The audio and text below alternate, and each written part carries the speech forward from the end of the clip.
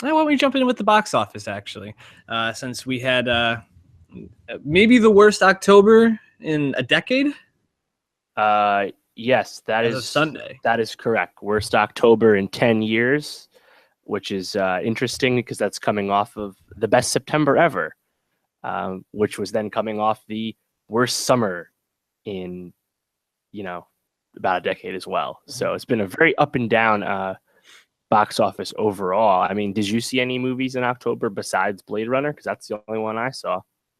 That's the only one I saw as well. I didn't even really think about going to another movie. I mean, I guess I was intrigued by the Clooney movie that came out, Suburbicon. Yeah, well, that's the thing about Suburbicon is, I mean, that's kind of the tail of the tape with a bunch of movies this month was Suburbicon totally bombed, 2.8 million opening weekend, and a D- cinema score. So nobody saw it, and those who did, it was not what they expected. Only the Brave and Thank You for Your Service both underwhelmed. Thank You for Your Service like 3.7. So Miles Teller had a rough 2 weeks. He was in both those movies. Yeah, then we talked about it before. You can check out a review. We went like 20 minutes on Blade Runner, but Blade Runner underperformed the box office. It had a blockbuster budget, but was not marketed as well as it could have. It probably just never could have been a blockbuster, and it didn't perform like one. I mean, you look at past Octobers, we've had a lot of hits. 2015, The Martian. 2014, Gone Girl. 2013, Gravity. Those movies all did really well domestically. Not follow suit. So here we are. Yeah, and it's I guess when thinking about September, I mean, you had a huge juggernaut horror film come out in It, and that was what drove most of the box office in of itself. But overall, what do you make of this trend of the summer being one of the worst summers ever? This is the worst October in 10 years. Is it the quality of the movies coming out, or is it just a shift in how people are consuming movies in general? Yeah, no. So I think if you look at all the patterns, and coming into this summer, 2017 box office was up on last year, and everyone was very optimistic. And then the summer obviously dropped 14.6%. It was the first time since 2006 the summer box office didn't generate $4 billion. I think I do attribute it to the films. I mean, if there's movies that don't inspire people to go, they're not going to go. There's more competition for people's time, both, visually, audio, everything. There's more content than ever before. Us as a podcast understand that more than most people. And, I just think you have to do better. And I think the big studios will learn from this. And,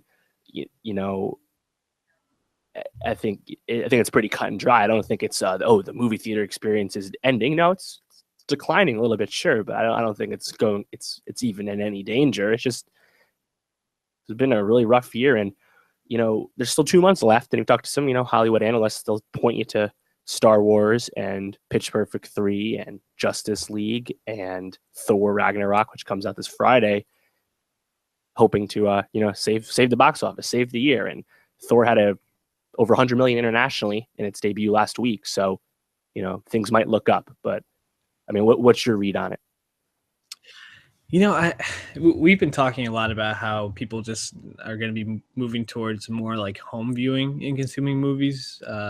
Things like, I forgot the name of it at this moment, but like Sean Parker's project that could bring feature films into the home, things like that. And that wouldn't necessarily affect the screening room. Yeah, screening room. That's what it was. And I don't think that would necessarily affect box office numbers, because I'm sure in some respect they would play into the box office numbers. But just in general, like I think it's like the quality of the films right now, and especially with a lot of major filmmakers going to do other projects that are on TV. All the shows that you mentioned, or all the movies that you mentioned that are going to save the box office for the year, are all things that have been established in some way.